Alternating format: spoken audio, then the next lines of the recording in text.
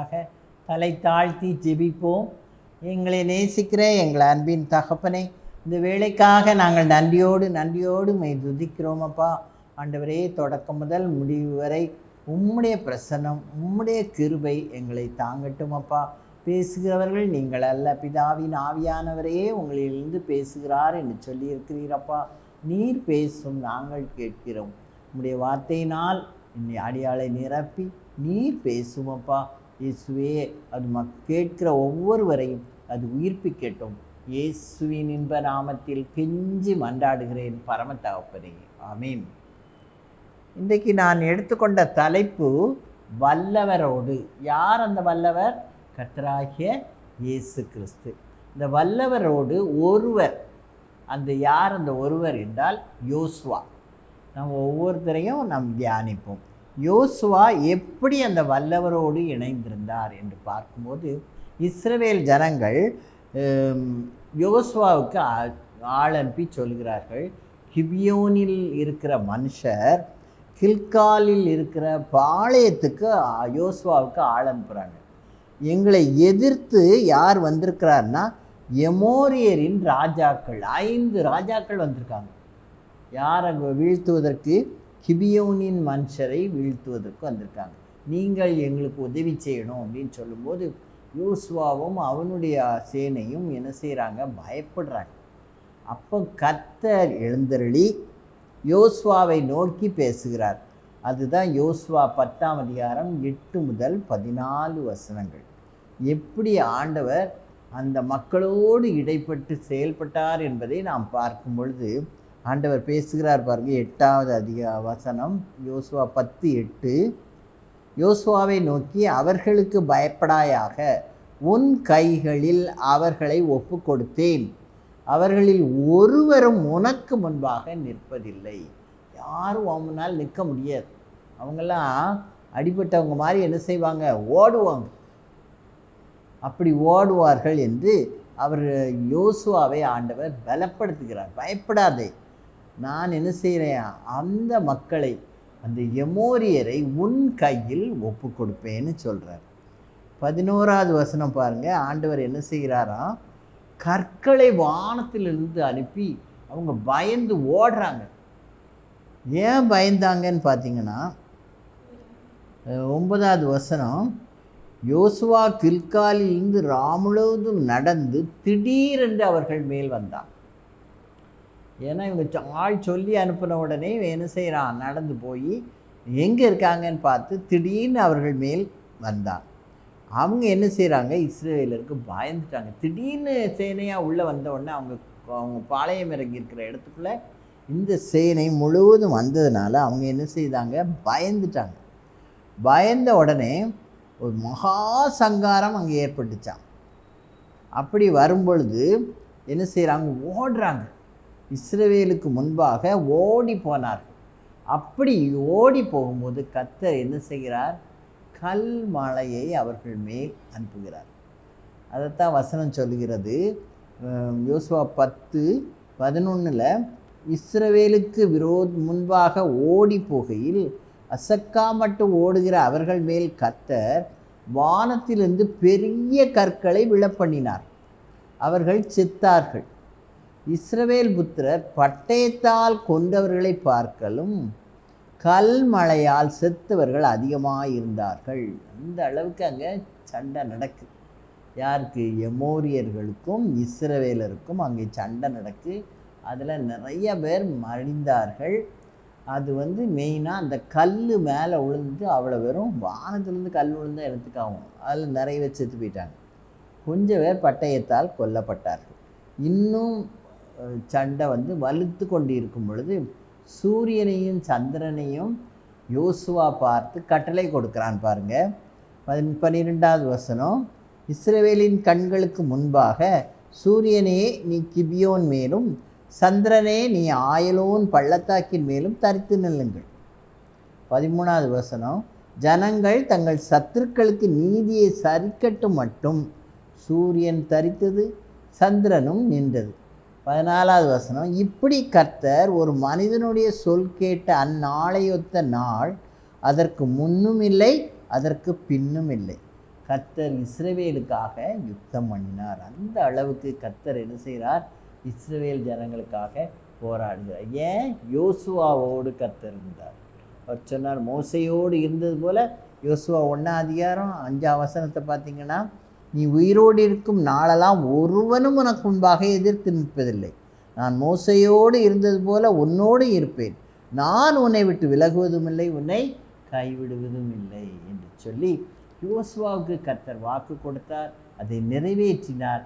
அவனும் கர்த்தரோடு கூட ஜீவித்தான். எப்படி ஜீவித்தான் பாருங்க. ஆண்டவர் சொன்னபடி அவன் செஞ்சான். உன் வாயிலிருந்து நியாயப்பிரமாண புஸ்தகம் உன் வாயை விட்டு பிரியாதிருப்பதாகன்னு சொன்னார். அவன் அதை அப்படியே ஃபாலோ பண்ணியிருக்கான். இதில் எழுதியிருக்கிறவைகளின் படியெல்லாம் நீ செய்ய கவனமாக இருக்கும்படி இரவும் பகலும் அதை தியானித்து கொண்டிருப்பாயாக. அப்பொழுது நீ உன் வழியை வாய்க்க பண்ணுவாய். அப்பொழுது புத்திமானாயும் நடந்து கொள்வாய். அவன் அதெல்லாம் ஃபாலோ பண்ணதுனால அவன் ஆண்டவர் என்ன சொல்கிறார்? பலங்கொண்டு திட்டமனதாயிரு, திகையாதே, கலங்காதே, நீ போகும் இடமெல்லாம் உன் தேவனாகிய கர்த்தர் உன்னோடே இருக்கிறார் அப்படின்னு சொன்னவர். இதில் சூரியனுக்கும் சந்திரனுக்கும் அவன் அது ஆர்டர் கொடுக்குறான், கட்டளை கொடுக்குறான், நில்லுங்க அந்த இடத்துலன்ட்டு. அதேபடி 2 இயற்கையும் என்ன செய்தது? அவங்க சொல் கேட்டு நடந்துச்சு. இந்த அளவுக்கு வல்லவரோடு யோசுவா இருந்ததுனால மனிதனால் சாதிக்க முடியாத காரியங்களையும் செய்வதற்கு கர்த்தர் கிருபை செய்தார். அந்த 5 ராஜாக்களை என்ன செஞ்சாங்க? ஒரு குகையில் போய் சரண்டர் ஆனாங்க. உடனே அந்த குகை வாசலை என்ன செய்து போட்டார்கள்? கற்குவியல்களால் அடைத்து போட்டார்கள். அவங்க எல்லாம் உள்ள கிடந்து என்ன செய்து விட்டார்கள்? இறந்து போனார். அப்படி கர்த்தர் மக்களையெல்லாம் கல்மழையினால் கொண்டார். எதிர்த்து வந்த ராஜாக்கள் எல்லாரையும் இவ்வாறு அழித்தார். இப்படி கர்த்தர் இஸ்ரவேலருக்கு உதவி செய்யும்படி யோசுவாவை பயன்படுத்தினார். யோசுவா கர்த்தரோடு கூட ஜீவித்தான். அவருடைய நியாயப்பிரமாண புஸ்தகங்களை வாசித்து தியானித்து, அந்த காலத்தில் பைபிள் அதுதான், அதனால் அதை வாசித்து தியானித்து அதன்படி வலது இடதுபுறம் சாயாமல் இதுவே வழி என்று சொல்லி அதில் நடந்ததுனால கர்த்தர் அவன் சொற்கேட்டு அவன் சொன்னபடியெல்லாம் செய்தார். இப்படி கர்த்தர் நமக்கும் அந்த காரியங்களை செய்து பரம கானானுக்குள், அவங்க கானானுக்குள் வழி நடத்தி சென்றதே யோசுவா தான். இப்படி பரம கானானுக்குள் நாம் செல்வதற்கு நம்முடைய கர்த்தராகிய இயேசு கிறிஸ்து நமக்கு வழிகாட்டியாக முன்னே செல்கிறார். அப்போ நம்ம யோசுவாவை போல வல்லவரோடு இணைந்து வாழ்கிறவர்களாக இருக்க வேண்டும். அடுத்தது வல்லவரோடு இருவர். எந்த இருவர் வல்லவரோடு இணைந்தார்கள் என்று பார்த்தால் 1 சாமுவேல் 14ஆம் அதிகாரம் 1 முதல் 23 வசனங்களில் இந்த சம்பவம் கொடுக்கப்பட்டிருக்கிறது. 1 சாமுவேல் 14 1 முதல் 23 அதிகாரங்களில் இந்த சம்பவம் கொடுக்கப்பட்டிருக்குது. என்னன்னா, பெலிஸ்தர் இஸ்ரவேல் ஜனங்களோட சண்டைக்கு வந்திருக்காங்க. அப்போது சவுல் ராஜாவாக இருக்கான். அவனுடைய மகன் தான் யோனத்தான். ஆயுததாரி என்பன் யாருன்னா, ஒரு ராஜா போகும்போது அவருக்கு பின்னால் ஆயுதங்களை, வில்லு அதெல்லாம் தூக்கிட்டு வர்றதுக்கு ஒரு ஆள், அவன் தான் ஆயுததாரி, ஆயுதங்களை தாங்கி செல்கிறவன். அப்படி ஒருத்தன் யோனத்தானுக்கு, அவன் ராஜாவுடைய மகன் இல்லையா, அதனால் ராஜகுமாரன், அவனுக்கு ஒரு ஆயுதத்தாரி இருக்கிறான். இவங்க 2 பேரும் என்ன செய்கிறாங்க? பாளையம் இறங்கியிருக்காங்க. இஸ்ரவேல் ஜனங்கள் ஒரு பக்கம் பாளையம் இறங்கியிருக்காங்க, பெலிஸ்தர் ஒரு பக்கம் பாளையம் இறங்கியிருக்காங்க. பெலிஸ்தர் மலையில் பாளையம் இறங்கியிருக்கிறாங்க. அப்போது யோனத்தான் என்ன சொல்கிறான்? நம்ம இங்கேருந்து எதுவோ அந்த மக்கள் இருக்கிற இடத்துக்கு வர மாதிரி கடந்து போவோம். அதை அந்த பெலிஸ்தர் பார்த்து நம்ம என்ன சொல்லுவாங்க? நீங்கள் வாங்கன்னு சொன்னாங்கன்னா கர்த்தர் பெலிஸ்தரை நம்ம கையில் ஒப்பு கொடுத்தார். நீங்கள் அங்கே நில்லுங்கள் என்று சொன்னால் நம்ம என்ன செய்ய வேண்டாம்? அவங்ககிட்ட போரிட போக வேண்டாம் அப்படின்னு சொல்லி இரவு வேளையில் யோனத்தானும் அந்த ஆயுததாரியும் போகிறாங்க. அப்படி மெதுவாக போன உடனே யாரோ இஸ்ரவேல் பாளையத்துலேருந்து இங்கே வந்திருக்காங்கன்னு தெரிஞ்ச உடனே பெலிஸ்தர் என்ன செய்கிறாங்க? அதில் தலைவர் இதெல்லாம் காவல்காரங்கள்லாம் இருந்து உள்ளோட வாளோட காத்துக்கிட்டு இருப்பாங்க. அவங்க எல்லாம் பார்த்து அவங்கள என்ன சொல்கிறாங்க? மேலே ஏறி வாங்க, நாங்கள் உங்களுக்கு குத்தி பகட்டுறோம் என்று சொல்கிறார்கள். உடனே இவங்க 2 பேரும் ஆண்டவர் சொன்னபடி நீங்கள் ஏறி போங்க, அவங்க கூப்பிட்டா போங்கன்னு சொல்லியிருக்காரு இல்லையா, அதனால் இவங்க 2 பேரும் என்ன செய்கிறாங்க? தைரியமாக போகிறாங்களாம்.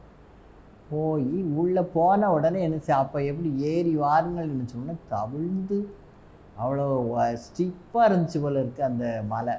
அதில் அவங்க கஷ்டப்பட்டு ஏறி போன உடனே அவங்க என்ன செய்கிறாங்க, அவங்களுக்கு முன்னால் இருந்த பெலிஸ்தரை எல்லாம் மடங்கடித்தார்கள். ஒருவரை ஒருவர் வெட்டி அவங்க நிறைய பேர் செத்து போயிட்டாங்க.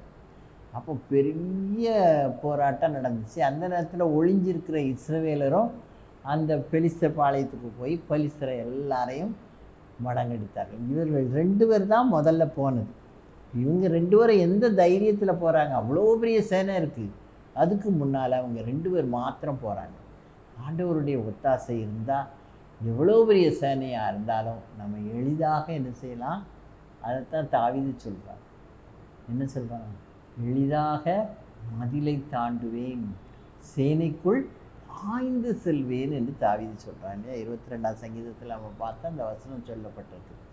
அப்படி கிருபைகளை நாம் பெற்றுக்கொள்கிறவர்களாக இருப்போம். யோனத்தான் தன் ஆயுதாரி ஆகிய வாலிபனிடம் கர்த்தர் அநேகம் பேரை கொண்டாகிலும் 14 6ஆம் வசனம் இந்த இது சொல்லப்பட்டிருக்கு. அநேகம் பேராய் ஆயினும் 6 பின்பகுதியில் பாருங்கள், ஒருவேளை கர்த்தர் நமக்காக ஒரு காரியம் செய்வார், அநேகம் பேரை கொண்டாகிலும் கொஞ்சம் பேரை கொண்டாகிலும் ரட்சிக்க கர்த்தருக்கு தடை இல்லை. எவ்வளோ பேர்னாலும் ஆண்டவர் என்ன செய்வார்? நம்மளை காப்பாற்றிடுவார் அப்படின்னு சொல்லி விசுவாசத்தோட யோனத்தான் சொல்கிறான்.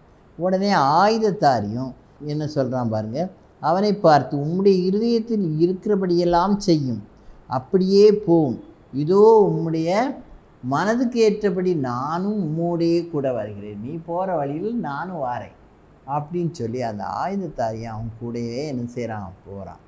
அப்போ யோனத்தான், இதோ நாம் கடந்து அந்த மனிதரிடத்திற்கு போகிறவர்கள் போல அவர்களுக்கு நம்மை காண்பிப்போம், அவங்க கடந்து போகிற மாதிரி ஷோ காட்டுறான். அப்படி அவன் போகும்போது உங்களிடத்திற்கு வரும் மட்டும் நில்லுங்கள் அப்படின்னு நம்ம சொன்னாங்கன்னா நம்ம என்ன செய்ய வேண்டாம்? அவங்கள ஏற்று போக வேண்டாம். ஏறி வாருங்கள், நாங்கள் உங்களுக்கு புத்தி சொல்கிறோம் அப்படின்னு சொன்னாங்கன்னா நீங்கள் என்ன செய்யுங்க? போங்க அப்படின்னு சொல்லி யோனத்தான் ஒரு டிசிஷன் எடுக்கிறான். ஒரு தீர்மானம் எடுத்து அவனும் அந்த ஆயுதாரியும் போய் அந்த பாளையத்துக்குள்ளே இறங்கி திடீர்னு போனதுனால அந்த மக்களால் ஒன்றும் செய்ய முடியாமல் இவங்க நிறைய பேரை கொண்டார்கள். அவர்களும் ஒருவருக்கு ஒருவர் வெட்டி அவர்களும் மாண்டார்கள். அதனால் பெலிஸ்தரிடையே பெரிய ஒரு அறுவடை நடந்தது. 20 பேர் ஒரே அடியில் விழுந்தாங்களாம். அந்த அளவுக்கு அவன் அவர்களை கொண்டான். சகல ஜனங்களுக்குள்ளும் ஒரு பயம் வந்துச்சு, நிலநடுக்கம் ஏற்பட்டுச்சு. உடனே அவங்க என்ன நினைக்கிறாங்க? இது தேவனால் ஏற்படுகிறது என்று. 15ஆவது வசனத்தை பாருங்கள். அப்பொழுது பாளையத்திலும் வெளியிலும் சகல ஜனங்களிலும் பயங்கரம் உண்டாகி தானியம் இருந்தவர்களும் கொள்ளையிட போன தண்டில் உள்ளவர்களும் கூட திகில் அடைந்தார்கள். பூமியும் அதிர்ந்தது, அது தேவனால் உண்டான பயங்கரமாயிருந்தது. அப்புறம் 16ஆவது வருஷத்தில் பின்பகுதியில் இதோ அந்த ஏராளமான கூட்டம் கலைந்து ஒருவர் மேல் ஒருவர் பயத்தில் ஓடுவாங்க இல்லையா? அப்படி ஓடும்போது ஒருவர் மேல் ஒருவர் விழுகிறதை கண்டார்கள். அப்போ சவுல் சொல்கிறான், அங்கே ஏதோ கலக்கம் நடக்குது, நம்ம இடத்துலேருந்து யார் போயிருக்கா அப்படின்னு பார்த்தா கடைசியில் யோனத்தானும் அவனுடைய ஆயுதாரியும் ராஜா கண்டுபிடிச்சார். இப்படி கர்த்தர் அன்றைய தினம் இஸ்ரவேலை ரட்சித்தார். அந்த யுத்தம் பெத்தாவேன் மட்டும் நடந்தது. 23ஆம் வசனத்தில் 1 சாமுவேல் 14:23 இந்த வசனம் கொடுக்கப்பட்டது. இவ்வாறு கர்த்தர் என்ன செய்தார்? அவர்களுக்கு பெரிய வெற்றியை கட்டளையிட்டார். யார்? 2 பேர், யோனத்தானும் அவனுடைய ஆயுதத்தாரி. வல்லவரோடு அவர்கள் இணைந்தார்கள், விசுவாசத்தோடு கடந்து சென்றார்கள். கர்த்தர் பெரிய அறுவடையை அன்று அவர்களுக்கு கொடுத்து இஸ்ரவேல் ஜனங்களை காப்பாற்றினார் என்று வேதம் சொல்கிறது.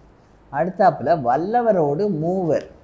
எந்த மூவர் போனார்கள் என்று நம்ம பார்க்கும்போது யாத்ராகமம் 17ஆம் அதிகாரம் 8 முதல் 16 வசனங்களில் சொல்லப்பட்டிருக்கு. யாத்ராகமம் 14 இஸ்ரவேல் ஜனங்கள் வனாந்திரத்தில் கடந்து செல்லும் பொழுது இந்த சம்பவம் நடக்குது.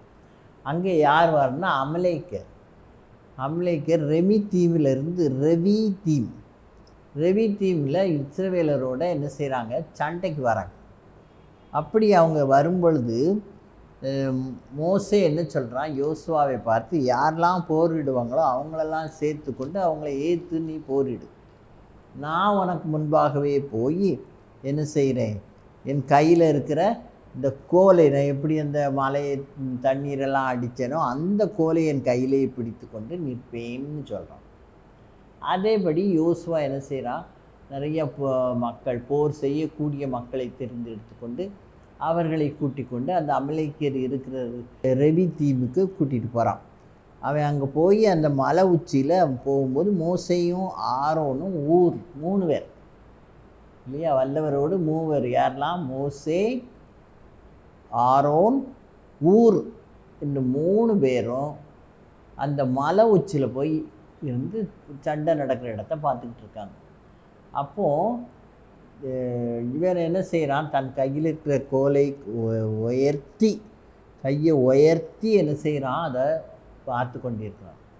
அப்படி அவன் உயர்த்தி இருக்கும் வரைக்கும் அமலேக்கியர் தோற்றுருவாங்க, இஸ்ரவேலர் ஜெயிப்பாங்க. அவன் எவ்வளோ நேரம் கையை உயர்த்திக்கிட்டே இருக்க முடியும்? இந்த கை தாழ விழும் பொழுது அமலேக்கியர் ஜெயிப்பாங்க, இஸ்ரவேலர் தோற்று போவாங்க. உடனே என்ன செய்கிறது அப்படின்னு சொல்லி இவங்கெல்லாம் திட்டம் பண்ணி தான் மோசேயின் கை தளர்ச்சி அடையும் பொழுது ஒரு கல்லை எடுத்து போட்டு அதில் மோசையை உட்கார வச்சு ஒரு பக்கம் ஆரோனும் ஒரு பக்கம் ஊரும் அவனுடைய கைகளை தாங்கினார்கள். ஆண்டவர் நமக்கு அப்படி தான், நான் உங்களை தாங்குவேன் என்று சொல்லியிருக்காருல்ல. இப்போ யாரையாவது அனுப்பி தாங்குகிறார். யாரை அனுப்பி தாங்குகிறார்? ஆரோனையும் ஊர் என்பவனையும் மோசேயிட்ட அனுப்பி அவனை ஒரு கல்லை உட்கார வச்சு அவன் கையை என்ன செய்கிறாங்க, 2 கையையும் தாங்கி கொண்டிருந்தார்கள். அவன் தாங்கின உடனே அவன் என்ன செஞ்சான், அந்த கையை அப்படியே உயர்த்தியே வைத்திருந்தான், தேவனை நோக்கி உயர்த்தி வைத்திருந்தான். அவன் உயர்த்தி வைத்திருக்கும் வரைக்கும் இஸ்ரவேல் ஜனங்கள் ஜெயித்தார்கள். அதனால ரொம்ப நேரம் அவங்களே ஜெயித்த உடனே அமலேக்கியர் என்ன செய்து போகிறார்கள், தோற்கடிக்கப்பட்டார்கள். இதில் 13ஆம் வசனம் சொல்லப்பட்டிருக்கு, யோசுவா அமலேக்கையும் அவன் ஜனங்களையும் பட்டய கற்கினாலேயே முறியடித்தான். அப்போ எல்லாரும் இறந்து போனதுனால அவன் மோசே ஒரு பலிபீடத்தை கட்டி அதற்கு யெகோவா நிஸ்ஸி என்று பெயரிட்டு, அமலேக்கின் கை கர்த்தருடைய சிங்காசனத்துக்கு விரோதமாய் இருந்தபடியால் தலைமுறை தோறும் அவனுக்கு விரோதமாய் கர்த்தரின் யுத்தம் நடக்கும். யார் வந்தது? அமலேக்கு வந்ததுனால அவங்க கடைசி பரியந்தம் யார்கிட்ட தான் சண்டை போட்டுக்கிட்டு இருப்பாங்க? இஸ்ரவேல் கூட சண்டை போட்டுக்கிட்டு இருப்பாங்க. இஸ்ரவேலோடு இருக்கிறது யார்? கர்த்தராகிய தேவன். அவர் தான் வனாந்தரத்தில் அவர்களே வழி. அது நல்லா தெரிஞ்சும் அவங்க சண்டைக்கு வந்தாங்க. அதனால் அவங்க கடைசி வரைக்கும் ஒரு நிம்மதியாக சமாதானமாக அவங்களால இருக்க முடியாது. இப்போ இவங்க ஜெயித்துட்டாங்க. அமலேக்கை ஜெயித்தபடியால் அந்த இடத்துல ஒரு பலிபீடம் கட்டி கர்த்தருக்கு மகிமையை செலுத்தினான் மோசே. யெகோவா நிஸ்ஸி என்று அதற்கு பெயரிட்டு அந்த இடத்தில் கர்த்தரை தொழுது கொண்டார்கள். இப்போ யாரெல்லாம் வல்லவரோடு இருந்தார்கள்? மோசே, ஆரோன், ஊர். மோசே கரத்தை தேவனுக்கு நேராக உயர்த்தியிருந்தான். ஒரு கையை ஆரோனும் ஒரு கையை ஊரும் தாங்கி கொண்டிருந்தார்கள். மோசே ஒரு கல்லின் மீது உட்கார்ந்திருந்து அந்த போரிடுகிற இடத்தை 3 பேரும் பார்க்கிறார்கள். வல்லவரோடு இந்த 3 பேரும் இணைந்ததுனால அமலேக்கு அவர்கள் என்ன செய்து விட்டார்கள்? மடங்கடித்து விட்டார்கள். நம்ம இதுவரைக்கும் பார்த்தது ஃபஸ்ட்டில் யோசுவா யாரை மடங்கடித்தான்? அந்த எமோரியரின் ராஜாக்கள் எல்லாரையும் மடங்கடித்தான். யோசுவா தேவனோடு வல்லவரோடு இணைந்தபடியார். அடுத்தாப்புல யோனத்தானும் ஆயுததாரிகள் 2 பேர். அவங்க 2 பேரும் பெலிஸ்தருக்கு விரோதமாக போய் அவங்கள வல்லவரோடு இருந்தபடியால் அவங்களுக்கு கர்த்தர் ஆலோசனை கொடுத்து 2 பேரே என்ன செய்கிறாங்க? நிறைய பேரை கொண்டுட்டாங்க. அப்போ அந்த அளவுக்கு கர்த்தர் என்ன செய்தார்? அவர்களுக்கு பலன் கொடுத்தார். அப்புறம் 3வது நம்ம பார்க்கும்போது வல்லவரோடு 3 யாரெல்லாம்? மோசே, ஊர், ஆரோன். இந்த 3 பேரும் இணைந்ததுனால அமலேக்கை என்ன செய்தார்கள்? தோற்று போனார்கள்.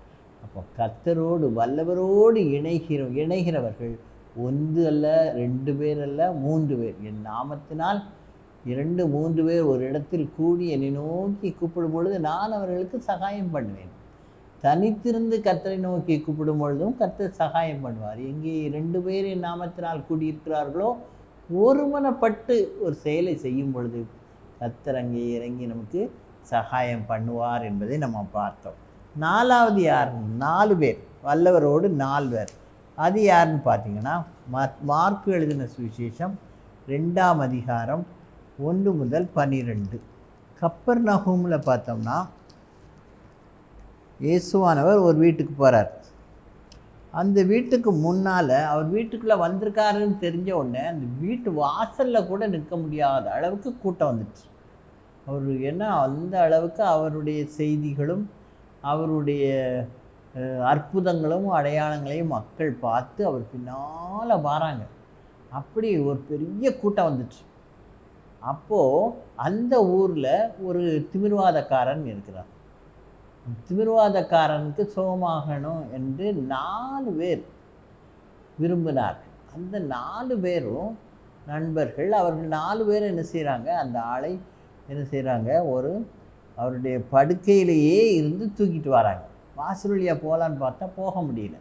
உடனே அவர் தங்கி இயேசுவானவர் இருந்த வீட்டின் மேலே தட்டோடுகளை மேலே இருந்த கூரையில் இருந்த ஓடுகளையெல்லாம் கழட்டி அதன் வழியாக இயேசுவுக்கு முன்பாக அந்த படுக்கையை இறக்குகிறார்.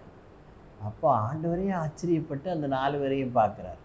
அவர்களுடைய விசுவாசத்தை அவர் கண்டார். 4 பேருடைய விசுவாசம், ஒன்றிணைந்த ஒரு விசுவாசம், வல்லவர் மீது உள்ள விசுவாசத்தை கர்த்தர் கண்டு இவனுக்கு இந்த வியாதி வருவதற்கு காரணமான அந்த பாவத்தை கடிந்தார். என்ன சொல்கிறாரு? உன் பாவங்கள் உனக்கு மன்னிக்கப்பட்டது என்று சொன்னார். சொன்ன உடனே அந்த கூட்டத்துக்குள்ளே கொஞ்சம் பரிசேயர், வேதபாரகர் எல்லாரும் இருப்பாங்க. அவங்க என்ன சொல்கிறாங்க, இப்படி மன்னிக்கிறதுக்கு இவர் யார்? ஏன்னா தேவன் ஒருவரை தாண்டி யாரும் இந்த மாதிரி பாவங்களை மன்னிக்க அதிகாரம் கிடையாது அப்படின்னு சொல்லும்போது இயேசுவானவர் அவர்கள் உள்ளங்களில் தான் நினைக்கிறாங்க. உள்ளத்தை அறிகிற தேவன் உடனே பதில் சொல்லுகிறார், மனுஷகுமாரனுக்கு அதிகாரம் உண்டு, பாவங்களை மன்னிக்க மனுஷகுமாரனுக்கு அதிகாரம் உண்டு. கர்த்தராகிய தேவனுக்கு அதிகாரம் உண்டு, இயேசு கிறிஸ்துவுக்கு அந்த அதிகாரம் உண்டு என்பதை அவர் வெளிப்படுத்தி அந்த மக்களுக்கு என்ன செய்கிறார், உதவி செய்கிறார். உதவி செய்து அந்த திமிர்வாதக்காரனை நோக்கி என்ன சொல்லுகிறார்? 11வது வசனம், மார்க்கு 2:11, நீ எழுந்து உன் படுக்கையை எடுத்துக்கொண்டு உன் வீட்டுக்கு போ என்று சொல்கிறேன் என்றார். உடனே அவன் எழுந்து தன் படுக்கையை எடுத்துக்கொண்டு எல்லாருக்கும் முன்பாகவும் போனான்.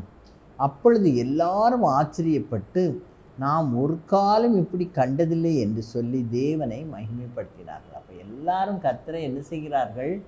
மகிமைப்படுத்துகிறார்கள். இப்படி ஒரு நாளும் நடக்கலையேன்னு சொல்லி அதை மாதிரி அந்த 4 பேர் அதுக்கு காரணமாக இருக்கிறார்கள். இந்த 4 பேரும் ஆண்டவர் மீது, இயேசுவானவர் மீது அவர்களுக்கு அவ்வளவு ஒரு விசுவாசம், நம்பிக்கை இருந்தது. அவர்கிட்ட போயிட்டு அவர் எப்படியும் சுகப்படுத்தி விடுவார் என்று அவர்கள் விசுவாசித்தார்கள். அப்படியே கர்த்தரும் அவர்களுடைய விசுவாசத்தை கண்டார். அந்த வியாதி எதனால் வந்தது என்பதை அறிந்து ஆண்டவர் அந்த பாவத்தை என்ன செய்கிறார்? மன்னிக்கிறார். உன் பாவங்கள் உனக்கு மன்னிக்கப்பட்டது, உன் படுக்கை, நீ எழுந்து உன் படுக்கையை எடுத்துக்கொண்டு உன் வீட்டுக்கு போ என்று நான் உனக்கு சொல்கிறேன் என்று சொல்கிறார். இப்படி கர்த்தர் ஒரு கட்டளை கொடுக்கும் பொழுது அவன் அந்த கூட்டத்துக்கு நடுவில், அவன் படுக்கையோடு இறக்குறாங்க. இப்போ என்ன செய்கிறான்? கூட்டத்துக்கு நடுவில் கெம்பீரமாய் படுக்கையை தூக்கி கொண்டு தன் வீட்டுக்கு போனான். அதனால் தேவ நாமம் மகிமைப்பட்டதற்கு காரணமாக இருந்தவர்கள் அந்த 4 பேர் தான். ஆனால் அவர்கள் வல்லவரோடு இணைந்திருந்தவர்களாக இருக்கிறார்கள். அடுத்தது வல்லவரோடு 5. மத்தேயு 17ஆம் அதிகாரம் 1 முதல் 8 வசனங்களில் இந்த காரியம் சொல்லப்பட்டிருக்கிறது. இயேசு பேதுருவையும் யாக்கோபையும் யோவானையும் அழைத்து கொண்டு ஒரு மலைக்கு தனித்து போய் ஜெபிக்கும்படியாக போகிறார். உயர் மலைக்கு போய் அவர்களுக்கு முன்பாக அவர் மறுரூபமானார். அவர் தெய்வீக தன்மையை வெளிப்படுத்தினார். அப்போது அவருடைய இதை பார்த்தா அவருடைய முகம் சூரியனை போல பிரகாசித்தது. அவருடைய வஸ்திரம் வெண்மையாக இருந்துச்சான். ஒரு வண்ணானாலும் வெளுக்க முடியாத அளவுக்குள்ள வெண்மையாக இருந்துச்சான். அந்த அளவுக்கு காணப்பட்ட இயேசுவை அவர்கள் பார்க்கிறார்கள். இந்த 3 பேரும் அப்படி பார்த்துக்கிட்டே இருக்கும் பொழுது 2 பேர் தோன்றுகிறார்கள். யாரெல்லாம்னா மோசேயும் எலியாவும். அவங்க 2 பேரும் இயேசுவோடு பேசுகிறதை அவர்கள் பார்க்கிறார்கள். அப்போ 5 பேர் ஆயிடுச்சு. இந்த 5 பேரும் அந்த மறுரூப மலையிலே பார்க்கிறார்கள் இந்த தரிசனத்தை.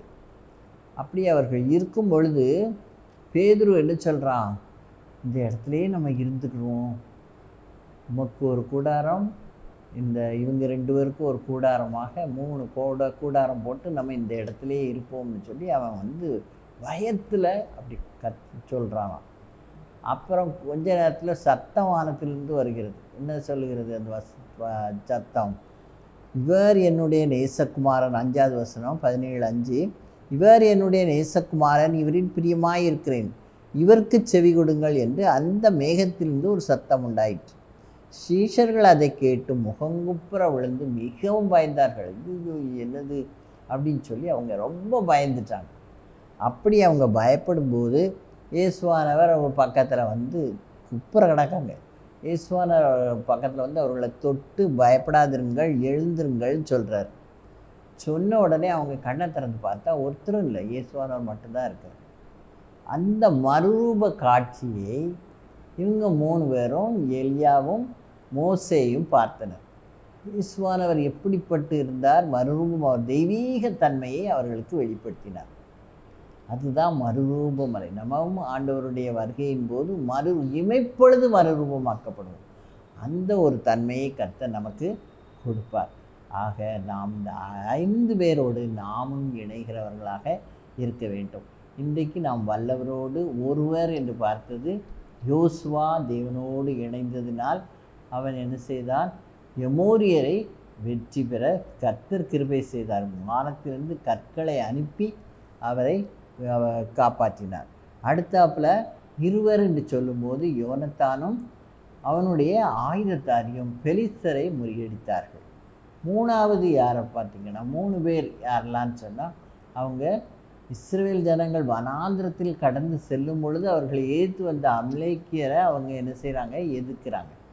அப்படி அவங்க எதிர்க்கும்போது அவங்களுக்கு உதவியாக மோசே வானத்தை நோக்கி கர்த்தரை நோக்கி தன் கைகளை உயர்த்தி அவன் விண்ணப்பித்து கொண்டு இருக்கும் பொழுது அவனுடைய கை தளராதபடி காக்கிறதுக்காக ஊரும் ஆரோனும் 2 பக்கங்களில் உட்கார்ந்து கொண்டார்கள். அவனை ஒரு கல்லில் உட்கார வச்சு இவ்வாறு 3 பேரும் சேர்ந்து அந்த அமலேக்கியரை தோற்கடித்தார்கள்.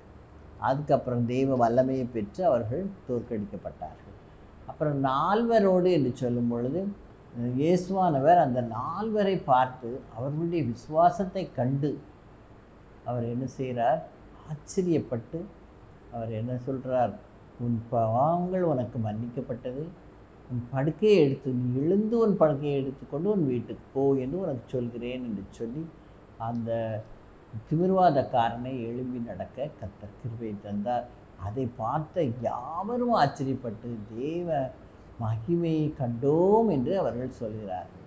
அப்புறம் கடைசியாக 5 பேர், வல்லவரோடு 5 பேர் அவருடைய மறுரூப தன்மையை அவர்கள் 5 பேரும் கண்டார்கள். பேதுரு, யோவான், யாக்கோபு அவர்களோடு சேர்ந்து மோசேயும் எலியாவும் மறுரூப மலையிலே இவர்கள் 5 பேரும் இயேசுவோடு இருந்தார்கள். இந்த ஒரு நிலைக்கு நாமும் அரூபமாகும் பொழுது ஆண்டவரோடு இணைகிறவர்களாக இருக்க வேண்டும். அவருடைய வருகையின் போது இமைப்பொழுது நாம் மறுரூபமாக்கப்பட வேண்டும். அதற்குரிய தகுதிகளை நாம் பெற்றுக்கொள்கிறவர்களாக இருக்க வேண்டும். இவ்வாறு தேவன் நம் ஒவ்வொருவரையும் வழிநடத்த வேண்டும் என்று நாம் ஜெபிப்போம். வல்லவரோடு என்ற தலைப்பில் 1, 2, 3, 4, 5 என்று 5 பேராக நாம் பார்த்தோம்.